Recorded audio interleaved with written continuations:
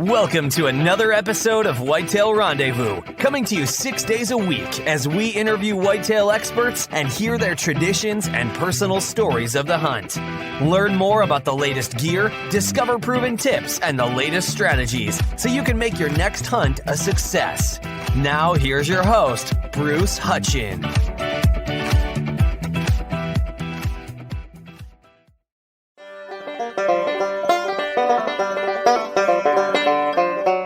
Welcome to another episode of Whitetail Rendezvous. This is your host, Bruce Hutchin, and I am the executive producer, and I'm heading to Kentucky this evening, and I'm going to meet up with Melissa Blair. Melissa is the vice president of Wildlife Women. Hey. Hello. Melissa, how are you? I'm good. How are you, Bruce? Well, I'm just fabulous, and we had a great warm-up to the show, so I'm excited to get into it, and let's talk about what's so special about Wildlife Women. Well, it has a very special place in my heart. The lady who actually founded and is president of Wildlife Women is one of my best friends, and she started this because of her daughter being allergic to meat. And they found out that her daughter could eat wild game, and it was fine. She wasn't allergic to it. And once she found herself as a single mom, she knew that she was going to have to take on hunting to provide for her daughter. And she had a few years where she had friends and relatives that would help her to go out and hunt. And she decided one year that, I know what I'm doing. I'm going to go out and hunt on my own now and get the food for my daughter so we can provide for her and she can have stuff to eat. And she took that whole year and she didn't get anything. And it was very heartbreaking to her. She had a meltdown, and it started with a Facebook post saying, I've had a bad year of hunting, and I'd like to know who else would like to learn how to hunt. And within a couple hours, she had 50 responses, and she realized she needed to do something about it. And this is how Wildlife Women came about. And what we do is we set up seminars, and we try to educate, inspire, and encourage women to get into the outdoors. So in the warm-up, we talked about it's not just hunting, folks. And so if you're a lady, a single mom, or somebody that wants to get into the outdoors, it could be a hike, it could be a canoe trip, it could be catching crappies, it could be learning how to skin a squirrel. That would be hunting. Or even camping, anything. And so some people say, oh, Wildlife Rendezvous is a hunting show, which it is. But we talk about being outdoors because women are the fastest growing segment in the outdoor industry right now. The outdoor industry, not just the hunting segment, which they're having a big impact. But why do you think so many women are getting into the outdoors? I think it's because, back, I guess when my mother even was brought up, or even when I was even younger, I hate to say this, but it was kind of a stigma on women that we were supposed to stay home barefoot and be pregnant, I guess is a good way of putting it. I don't mean that in a bad way. I just mean that, and I hope nobody takes that in a bad way. I probably shouldn't have worded it that way, but I mean, that's the way it was. That's the way it was. That's the way it was. And now the world, it's different than what it used to be. There's a lot more single mothers. There's just a lot more women that is more independent. And we want to be able to do things on our own now. We realize that we can. We realize that there's a way to do things on our own. And we also want to be able to enjoy the outdoors and what there is to offer for us. And I think that it's a big thing for a woman to be able to provide for her family, not only her husband or her live-in friend or whoever she has. Something that we enjoy doing and we want to be able to do. We want to be more independent. We want to look at being able to pass that along to our kids that, you don't have to stay at home. You can get out in the world and enjoy it and do things on your own. And, it's a dying tradition now. The kids, it's more of a social media world, and the kids is more in front of a TV playing video games. And it's left up to our mothers more, the mothers, us women, to be able to get our kids more into the outdoors, get them away from the TVs and the video games and all that, so we can be able to make sure that our tradition of how we were brought up or how our parents or grandparents were brought up is passed on, that it doesn't die out. Well said. And one thing at the beginning of this, your friend, the president of Wildlife Yes. Women. Her daughter had a allergy to meat, but organic Right. meat, the pure organic meat that's been there since Yeah. time began, if you Processed. will, has a big impact. I know a word that is used, adult onset hunters. They're looking for meat that they know where it came from. I have one good friend, Stephanie Voods, an attorney out here in Colorado. She was a vegan, Yeah. and she knew that it wasn't good for her. She needed red meat because she also was a biathlete. And so she got into biathlon, which you shoot and ski, and she realized, wait a minute, I need more protein in my body than what she was getting. And so Yeah. she started to eat meat. Now she hunts to get her own Oh, meat. that's awesome. Yeah. And you just think about that. And then there's so many people that are realizing that they want to know where their meat's coming from. And, Well, you know, everybody's looking to be healthier too. There's a lot of diseases and things going on that I think comes out of being something processed or sitting somewhere in a grocery store. And people are now realizing that if they go out and get their own meat, their own veggies or whatever they grow, or go out and hunt, then they're living a healthier life. They're feeling better about themselves. let's talk about Wildlife Women. You mentioned seminars and you invite people. How do people get a hold? Say, if somebody wants to raise their hand and say, Melissa, yeah, I'm one of those women. I want to get involved. How do they do that? Well, they can get on our website. We have one, www.wildlife-women.com, and they can get on there, and there's a place that they can contact us. It sends an email. They can also look on there, and there's an email address if they want to directly just go on the email and send us one. Or, anybody is free to contact me. I'm always passing out business cards with my phone number on it. And if I don't answer, it's because I may be doing my real job, my paying job. So they can always leave me a message and I can get back with them or even text me. My phone number, I'll throw it out, is 606-634, and everybody's going to love this kicker, 1911, if anybody's a gun fanatic. So, yes, you're looking at a gun girl right here, even though I've got 45. him. Yeah. But 606-634-1911, that's my number. They can get a hold of me. But you can get on the website. You can look around there. Right now, we are in 5 states. And if somebody is in a state that we're not in, then if you want to consider being a part of Wildlife Women and maybe doing what we do in their state, then we have a chapter leader application that we can email right to them and they can fill out, and we can do our little bit of background check, and our board members will go through and see if we can get one out in that state or get them if they want to do it. What's your email address My email address for Wildlife Women? for Wildlife Women is just Wildlife Women, KY1, the number 1, not spelled out, but the number 1 at gmail.com. Really Wildlife simple. Women at KY for Kentucky 1 at gmail.com. So Yes. if you're interested, ladies, instead of calling or whatever, you should email, probably be Yes. easier. And thanks for that, because more than ever, women need a place that is safe. Well, and right. they feel like they don't have anything to prove or they're not Right. in competition. Right. Safe is the best way that I can say it, that you can get Yeah. around other women that will welcome you, because sometimes, even in social media, it You isn't can a get nice place. intimidated. Right. Well, especially women that hunt. Exactly. And we'll have women that comes to our seminars that absolutely knows nothing, that may not even own a gun or a bow, whatever we're doing. And we'll have women that is very knowledgeable in it. I'm not saying I'm very knowledgeable. Every time I go to something, I'm learning something new. Most of our seminars, 70% of our seminars are women. We may have some seminars that we do, family seminars or family events, I should say. It was called oh my goodness, I can't believe I forgot the name of it. We come up with little catchy names for our events.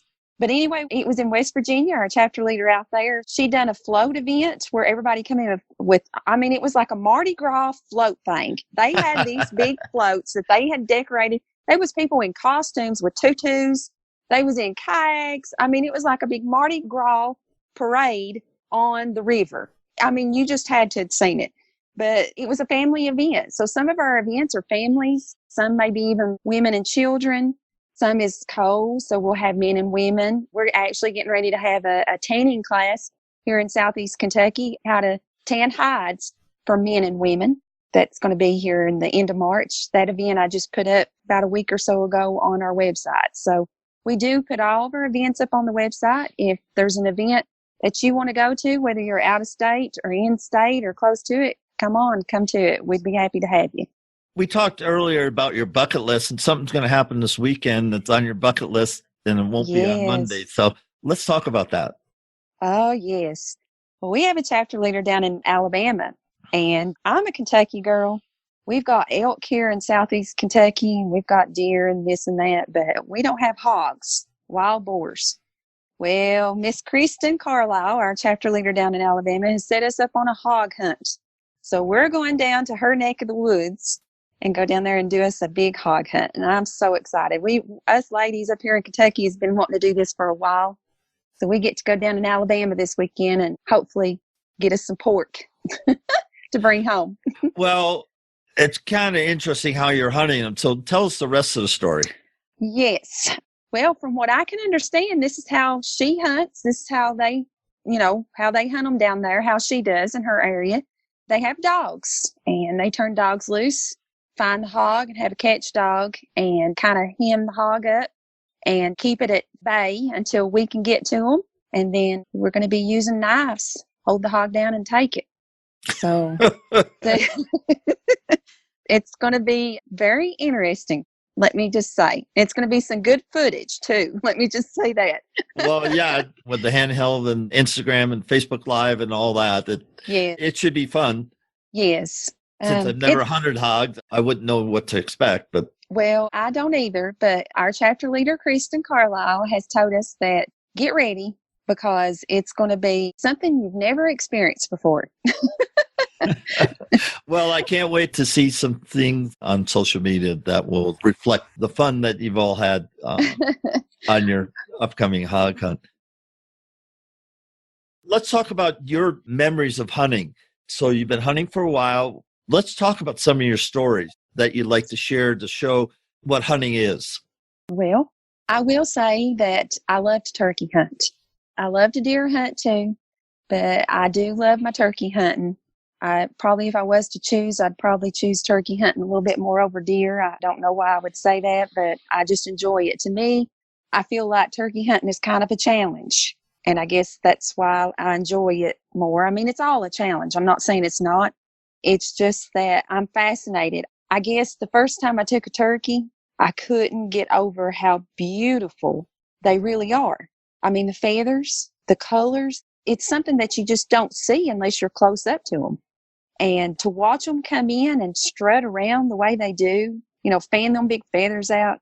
The first time I killed a turkey, he didn't put his feathers out. He just kind of come in and was picking around, and he's been my biggest. He was 23 pounds and had a 10.5-inch beard and a 1.25-inch spurs.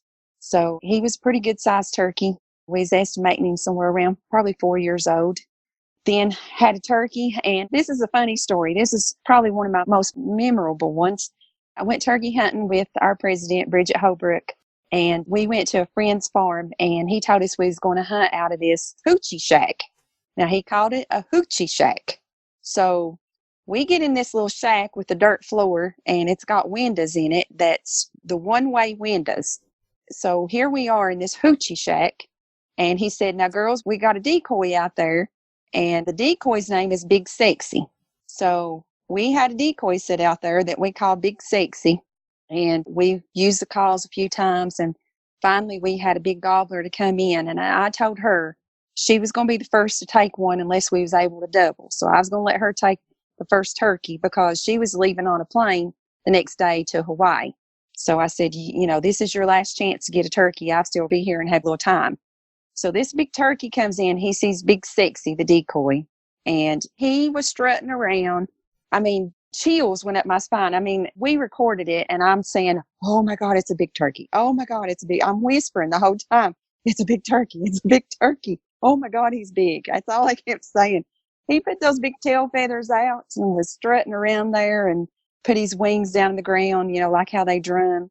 It was just amazing. It's one experience that I will never forget is seeing that first turkey like that do that. And that was something that I mean, it's embedded in my brain. It's on our shows, so people get to watch that. So Did she get the turkey? she got the turkey. She did. And what is even funnier, I can go on with this story, is the guy that we went, his name is Biggin. His nickname is Biggin. He's actually a retired fish and wildlife guy here in Kentucky. He was in there with us. And when her turkey, we was like doing a high five and being real quiet. And all of a sudden her turkey started rolling down a hill. Well, Biggin, being the big guy he is, run over top of me to get out of the hoochie shack because her turkey was going away and he was going to try to go get it. So he plowed over me. It's videoed. Plowed over me and got outside, and then it stopped. And then we saw another turkey coming in, and I grabbed Bridget's shotgun because I left my shotgun in the hoochie shack. So here I am getting her shotgun because I thought, oh, I'm going to get a chance to get me a turkey. But I guess we was celebrating and making too much noise that he kind of backed off and went the other way. That sounds like a great time. It was the best. We went down there and got her big turkey. Me and her both took a selfie with that turkey. And, you know, us ladies, we have to take selfies. So, Well, yeah. Oh, but I tell you, she got a nice turkey too. I think it's about 22 or 23 pounds. He had a 9.5-inch beard and I think a little over an inch spur. I can't remember, maybe an inch and a quarter too. But it was a nice turkey she got. Now, what about your kids? You have 3 children. Do they hunt? I do. I have 3 kids. I will say they all 3 hunt. My oldest, I'm proud of all 3 of my kids. My oldest is 24. She's a RN and works in UK hospital in cardiovascular ICU. And she deer hunts. She's been turkey hunting a couple of times, but never got a turkey. But she has beat mama with the deers. I will say that. She's a great deer hunter. She is more of a fisherman than a deer hunter because she went to Morehead State University here in Kentucky and was on the collegiate bass fishing team there. So she, Oh my goodness. She's yeah, big time. she is big time. She follows KVD. And for people who don't know who that is, that's Kevin Van Dam. She follows that whole bass circuit. She goes to these bass classics and watches the weigh-ins and talks with all these guys and follows them. How come she's not on the circuit? Real life, you know, just trying to make money. You know, it's kind of hard to be that way, I guess. She's married June the 1st. She does have a fiance, and she says that she has the truck and he has the boat. So she's got the truck to pull his boat with. So That sounds like a pretty good partnership. yeah, it's a really good partnership. I'm really proud of both of them. They're really great kids. I can call them kids because she's mine. And I have a son who's 19. He's in his sophomore year at University of Louisville. He's going into music education. He is so talented in the music department. He loves to shoot guns more than he does hunt.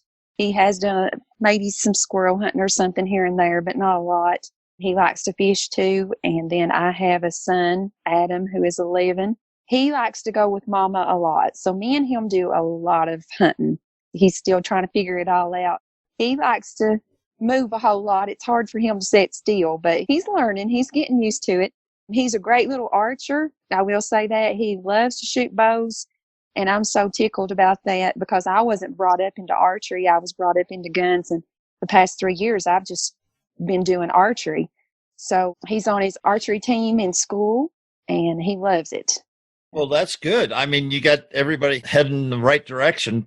I hope so. Well, it sounds like you're doing a great job. Now, does your husband hunt or fish? Yes, he does. He doesn't have a whole lot of time to do either.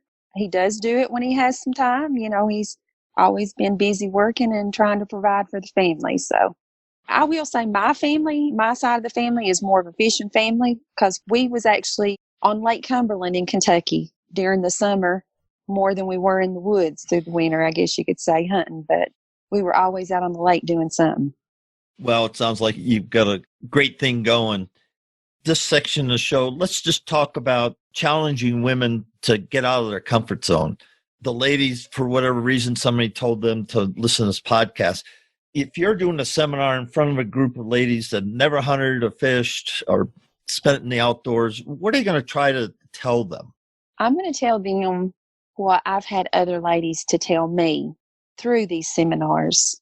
And that is that by coming to a seminar or just getting out with a group of ladies to learn how to do something in the outdoors, is something that, I mean, one way I can describe it is it makes my heart smile. These ladies, they enjoy it. It gives them some girl time. It gives them time to be away from the children for a little bit. You know, as a mama, you need that time to yourself. You need that time with other ladies. You need that time just to be able to step outside your comfort zone. That's just like me with hog hunting. I've always wanted to do it, but it's something that I've never done. So it's going to be something out of my comfort zone. But it's something that deep down gives you a little bit more independence, and it just makes you feel so much better about yourself. And you have to be able to enjoy time with other ladies or enjoy time in the outdoors to make yourself happy so that you can live a better life. Staying in the house all the time or not being able to get out and enjoy that great outdoors, it can make you a really bad person. You know, you really don't enjoy yourself. You don't enjoy your family. I've been there. You're busy running the daily routine, being in the house, doing this, doing that, and you become a really mean person in your household, and nobody likes to be around you. So by stepping outside the house and being able to do something outside your comfort zone and being with other ladies and learning something in the outdoors, it does make you a happier person. Let me just say, it really does. Well, thanks for that. And ladies, take it to heart. And guys, if you've got a wife that just has never joined you in outdoors, have them get a hold of Melissa at Wildlife Women and have a chit chat, get her on social media and just expand it. Because I think, guys, we don't do enough to support the women around us. Even I have grandkids, and this summer, my granddaughter, I'm going to get her up in the mountains, 12,000 feet, and where there's bears and lions and elk. Oh, yeah. And foxes. We have a camp we call the Fox Camp. And when we set up, the fox just knows people camps there. So if he's alive, he's around. But that's nice. My takeaway from chatting with Melissa is experience the outdoors. And if it's just going on a hike, and to go on a hike, you need some boots.